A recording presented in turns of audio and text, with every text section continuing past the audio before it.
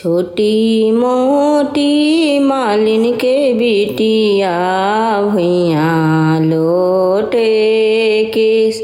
छोटी मोटी मालिन के बिटिया भैया लोटे केस।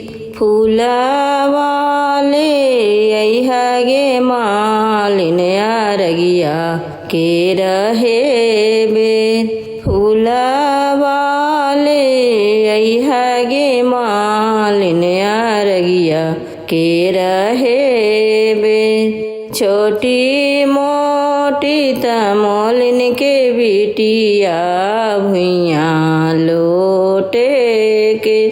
छोटी मोटी तमोलिन के बिटिया भुइया लोटे किस।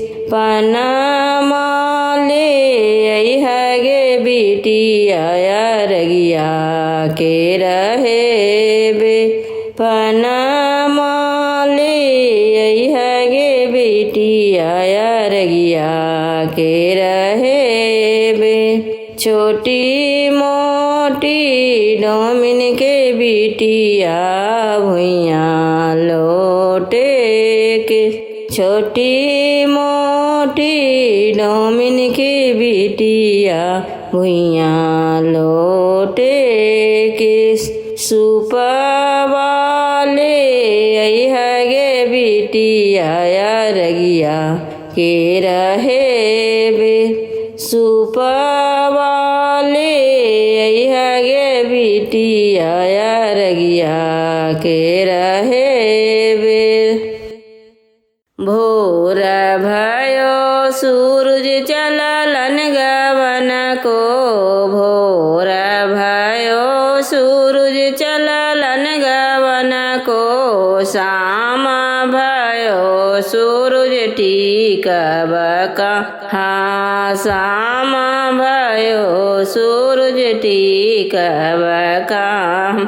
टिके के तो टिकबैया देवी का बाबू के अगना। टिके के तो टिकबै सदेवी का बाबू के अगना। नीपल पोतल अरगले भयो है।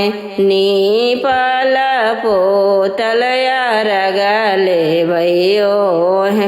भोर भयो सूरज चललन गवन को। भोर भयो सूरज चललन गवन को। शाम भयो सूरज टिकब कहाँ। शाम भयो सूरज टिकब कहाँ। टिके के तो टिकबै जय बाबू के अगना। टिके के तो टिकबै जय बाबू के अगना। नीपल पोतल अरग देवै है। नीपल पोतल अरग लेवै है। दर्शन दिहा भोरे भोरे गंगा मैया। दर्शन दिहा भोरे भोरे गंगा मैया। गंगा मैया केरा पियरी चढ़ाएब। गंगा मैया केरा पियरी चढ़ाएब। चुनरी चढ़ाएब जोड़े जोड़े गंगा मैया। चुनरी चढ़ाएब जोड़े जोड़े गंगा मैया। दर्शन दिहा भोरे भोरे गंगा मैया। दर्शन दिहा भोरे भोरे गंगा मैया। गंगा मैया केरा टिकवा चढ़ाएब। गंगा मैया केरा टिकवा चढ़ाएब। नथिया चढ़ाएब जोड़े जोड़े गंगा मैया। नथिया चढ़ाएब जोड़े जोड़े गंगा मैया। दर्शन दिहा भोरे भोरे गंगा मैया दर्शन दिहा भोरे भोरे ए गंगा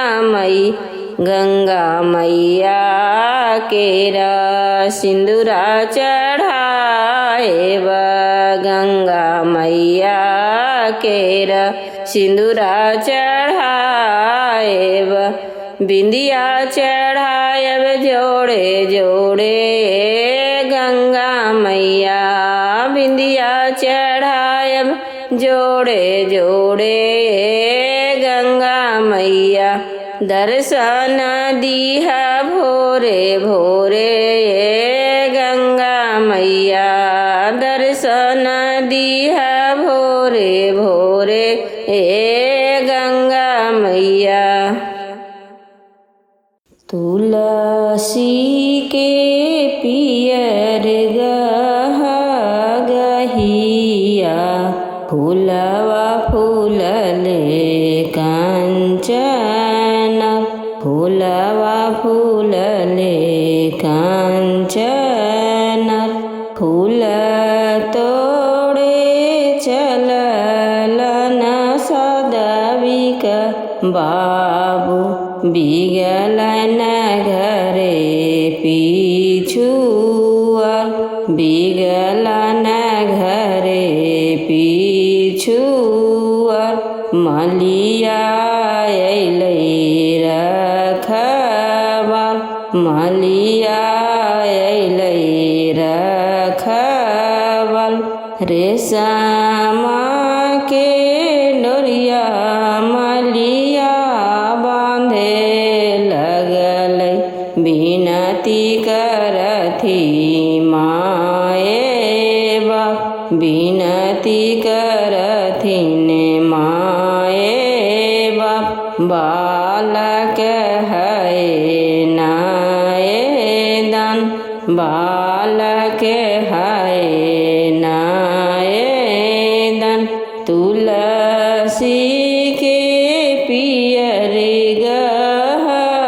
गहिया फूलवा फूलले कांचन फूलवा फूलले कांचन फूल तोड़े चललन दविक बाबू बिगलन घर पीछुअर बिगलन घर पीछुअर मलिया अइलै रखबर मलिया अइलै रखबर रेशम के डोरिया मलिया बांधे लगलै विनती करथिन माए बाप विनती करथिन माए बाप बालक है नायदम बालक है